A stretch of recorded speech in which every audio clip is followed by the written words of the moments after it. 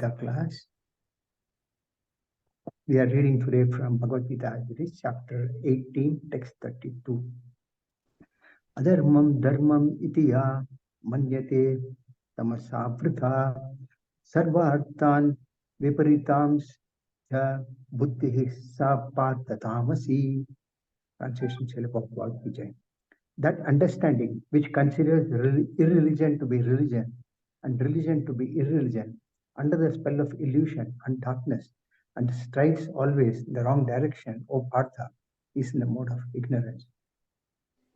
Om Akyanti Mirajas, Jnananjani Shalakya, Chakshur Untamya, Tasmai Shri Gurave Namaha, Jai Shri Krishna Chaitanya, Prabhu Nityananda, Shri Advaita Gadadhara, Shivasadi Gaura Bhakta.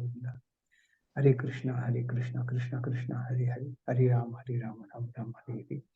Om Krishna Krishna.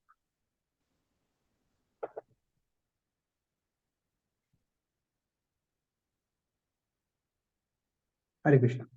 So here in this verse, we see that previous verse, the Lord has explained to Arjuna about intelligence in the mode of goodness and passion.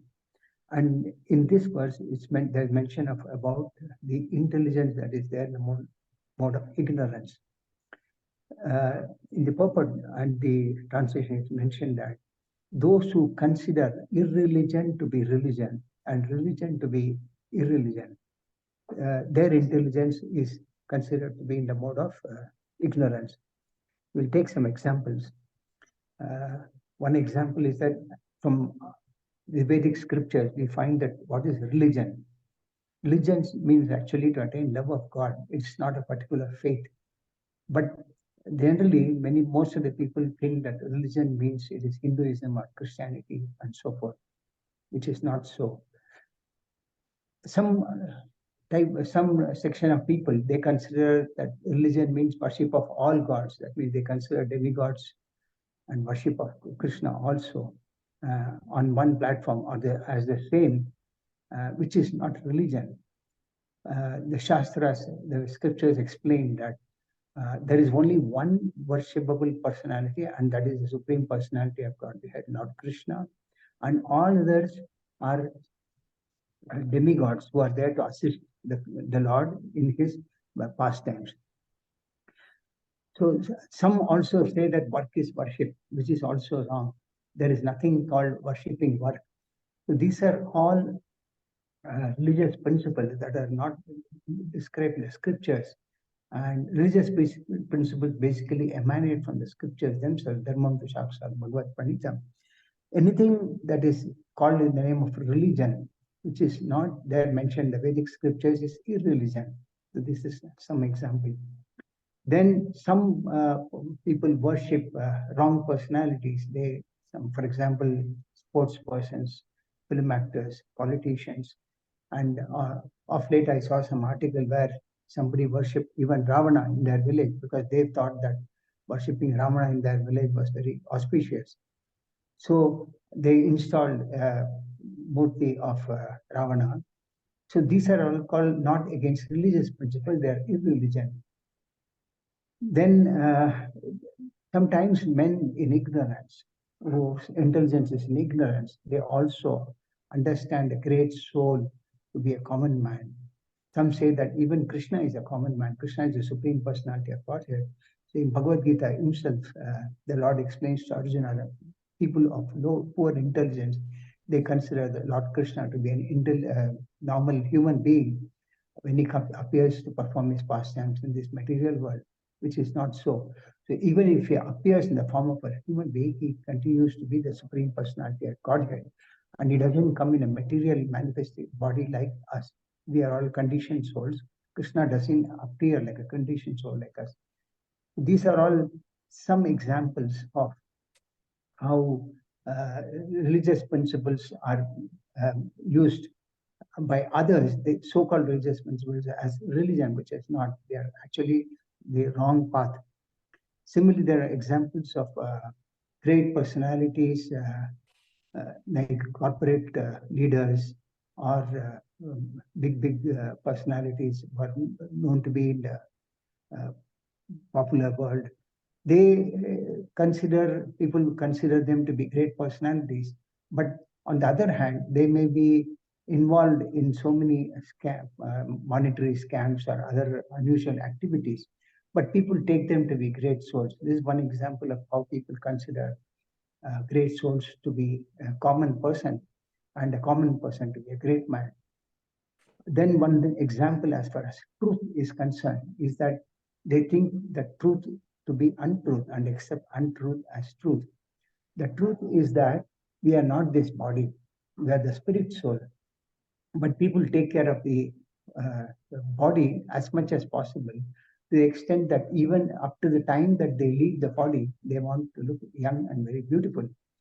And though they have to die one day, Bhagavad Gita clearly explains that we are a spirit soul for which the common man is not concerned at all. So this is one case of truth and untruth. Then there are so many people who can't live without speaking truth. They speak lies. For example, Srila Prabhupada explains in Bhagavad Gita itself, truth is such that even if a thief comes to your house and ask what is it that you have, then person has say this is what I have. So this is to the extent that truth is to be used in day-to-day life. But people generally speak truth and they consider people consider speak lies and they consider it to be a truth from their own viewpoint. Another example of principles is that Vedic scriptures mention that one should not eat meat.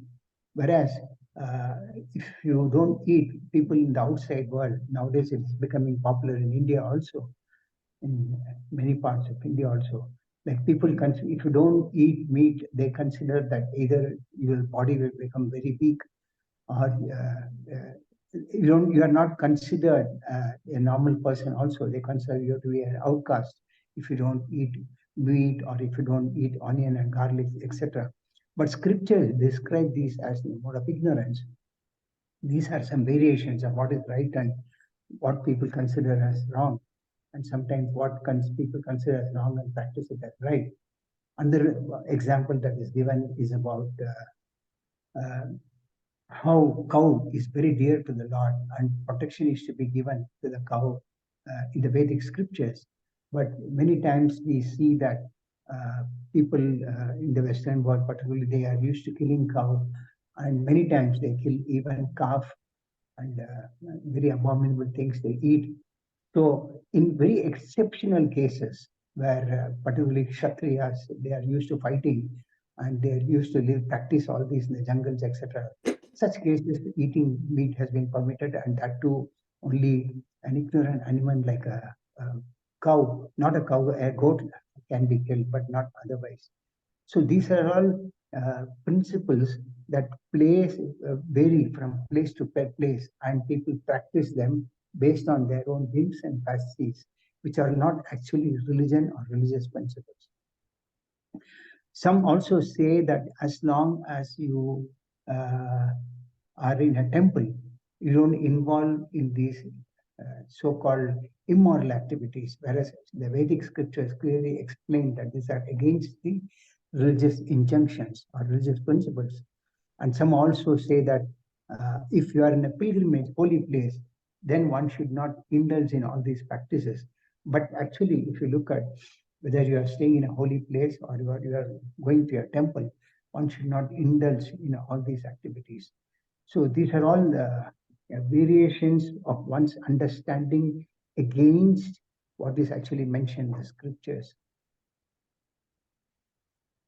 And another aspect is that many times we see that a common man says that God is present everywhere. So why should we go to temples? But this understanding that God is present everywhere, in their vision, it is wrong, because if they have the understanding that God is present in the temples, the Lord also says that in the scriptures that one should visit the temples, because when you visit a temple, there is a purpose of going to temple. The purpose of going to temple is not to just see the deity of the form of the Lord, but also to hear Vedic scriptures from a bona fide person. So if one goes to a temple just for the sake of formality and comes out, So that is not a real understanding. His understanding that God is present everywhere. So when they say that God is present everywhere, why should we go to temple? They have a wrong understanding, which is against the script, what is mentioned in the scriptures. So all these various thoughts are under the actually spell of illusion and darkness. And Lord Krishna himself, when he was there 5,000 years back, he was speaking. And one of the verses which I picked up was in the 10th canto of Srimad Bhagavatam. And this very famous verse, which Srila Prabhupada always quotes in many of his lectures. He says that Yasyatma buddhi punapetu dadake Swadik kalatrayashu bhauma ichyate yat tirtha buddhi salilena karhichit janeshu abhijneshu sa eva gokaraha. The translation is that one who identifies himself as an inert body composed of bile, mucus, and air, who assumes his wife and family are permanently his own. I mean, these are all different classes of people who have different thoughts. They're actually compared no better than an ass. So the first case is that one who compares his body to be made of bile, mucus, and air, which normally in Ayurveda they say, but actually the truth is that we are the spirit soul, which is a part and parcel of the supreme soul. The next one is who assumes his wife and family are permanently his own, which is also not true because he also has to die, wife has to die, family members have to die. And they are not of their own, they all belong to the Lord himself. And then the third example that is there in this particular sloka is one who thinks an earthen image or the land of his birth is worshipable, which I mentioned at the beginning of the class. People think that India is a country where they are born, so it is a country to be worshipped.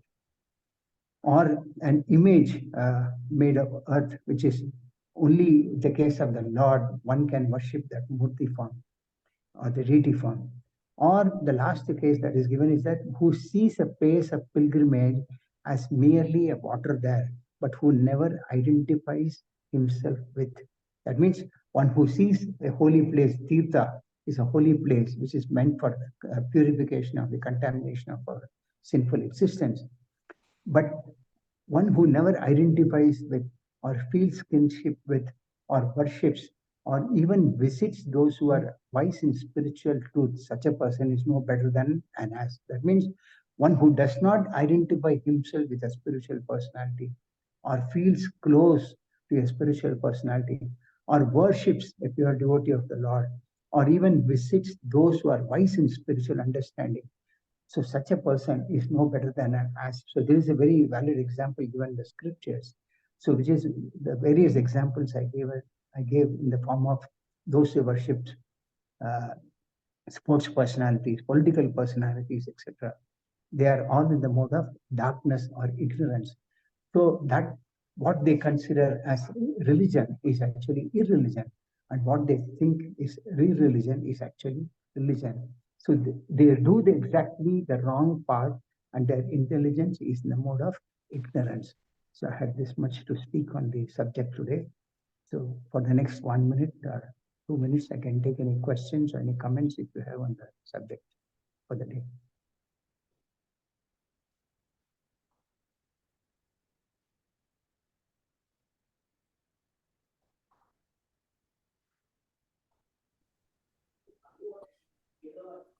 Hare Krishna Prabhuji, Dandat Pranam. Hare Krishna, Prabhu. Dandat Pranam. Hare Thank you. Krishna Prabhu, Dandat Pranam. Thank Hare you. Krishna, Mother. Dandat Pranam. Thank you very Dandat much. Pranam. Dandat Pranam. Thank you, Prabhuji, for the session. But Thank looks you. like in our daily life, see, Yes. the government is allowing to sell alcohol, so people are drinking alcohol. Yeah. They are allowing to sell meat. The people are eating meat. Yes. In the like the other part of the world, like US, other places, gambling Yes. is also allowed, like for taxes, whatever they allow. Yes. Illicit sex is also allowed. So Yes. the world is going towards ignorance only. How to bring them back, like how to tell them that is wrong? How to tell them? One thing is that I didn't point out any single personality. I didn't point out any single government in order to avoid being offensive. But this is Kali Yuga, which is mentioned also in Srimad Bhagavatam, that the Kali Yuga degrades to such an extent that a Kshatriya does not remain as a Kshatriya who is supposed to take advice from a Brahmana and undertake the ruling of the government or whatever it is. So the only way to teach is that give reference to the scriptures. In spite of Kali Yuga having degraded to such an extent, there are still people who are practicing across the world also. Of course, to a very great extent, it is not in prevalence in the Western world and the European world. At least in India, still there is a lot existing. And yesterday, I read an article as to how installation of the Lord Ram's worshipable deity formed in Ayodhya is going to take place, and one of the great devotees of ISKCON is visiting that, and he's going to assist in prasadam distribution, etc., for at least 3 days. So this is an article I read yesterday. So in spite of very abominable conditions prevailing everywhere, there are still people who are practicing this Krishna consciousness, and that is what is mentioned in the Bhagavad Gita also, that for one to remove, to come out of this mode of ignorance, one has to associate with spiritual personalities and understand the truth from them. Prabhuji, I just have a comment. Yes, Mataji. You said the extent of being truthful is Yes. that one should even be able to reveal what you have to the robber, to the Yes. thief. Yes. Hare Krishna. Yes, Mataji. This is explained in Bhagavad Gita Hare itself. Krishna. Yeah, Srila Prabhupada. Hare Krishna, Mataji. Are you able to hear me? Yeah, Hare Krishna. That we should be able to be in a position to reveal everything to the even thieves. Yes. But in that sense, we are all big liars. We will not. No, the thing is, we must understand the essence of actually what is mentioned. Of course, it is also said in business. Srila Prabhupada also quoted that one cannot say that I am making money. So a businessman will always say that I am not making money, I am losing money. But at the same time, Srila Prabhupada gave this example of truthfulness in Bhagavad Gita itself. If you read the purport, it is mentioned that one should be truthful enough to say that, yes, the point is that we should take the essence of not exactly on a word-to-word part of it. The point is that we should not speak lies to such an extent that one considers even a truth to be a lie or a lie to be a truth. So one should be truthful enough, and this is one of the pillars of religion. There are 4 pillars of religion: austerity, mercy, truthfulness, and cleanliness. So if one cannot practice these, one will not be able to progress in spiritual path. That means on a day-to-day basis, on your spiritual life, one should be transparent enough and speak the truth. This is what is the actual essence. So Srila Prabhupada also gave example that in a business, one cannot speak lies. One will not be able to speak truth. He cannot survive in his business without speaking a lie. Yes, Prabhuji, I think you look anywhere and everywhere, it is a world of lies only. Yes, Mother. Yes. But if one has to progress in his spiritual path, he should be truthful enough, at least to his spiritual master. In spiritual life, at least. Okay, Prabhuji, thank you so much. Thank you. Anybody else? Any Hare other Krishna, question? Prabhuji. Hare Krishna, Mataji. In Yes, this Mataji. daily life, we see many wives, even I have done so, take out money from our husband's pockets. And when we are questioned by our husband, we always say, Nahi, maine to nahi liya. I don't know. But it happens. Yes. And that is how we save the money.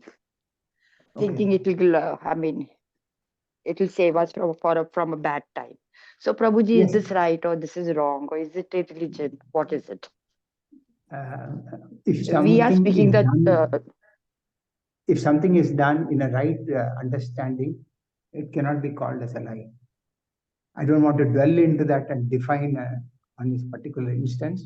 It is the question between husband and wife, but anything that is done for a better cause, if you are doing it for saving, for purpose of saving money of your husband's hard-earned money, then definitely it may not be considered as a lie because you're doing it for a higher cause. Actually, even the husbands know, Prabhuji, that we are taking it and we are doing it. They know it all the time that we are lying, but then they play with our game. माफ कर दीजिए. Thank you, Prabhuji. Thank you, Mati. Thank you, Mati. Thank you. Anybody else? Can I take the class as closed, Prabhu? Hare Krishna Prabhuji. Thank you Prabhuji. Yes, Prabhuji. Hare Krishna. Thank you, Mati. Hare Thank Krishna, you. Dandavat Pranam, Prabhuji. Thank you so Dandavat. much. Thank you all very much.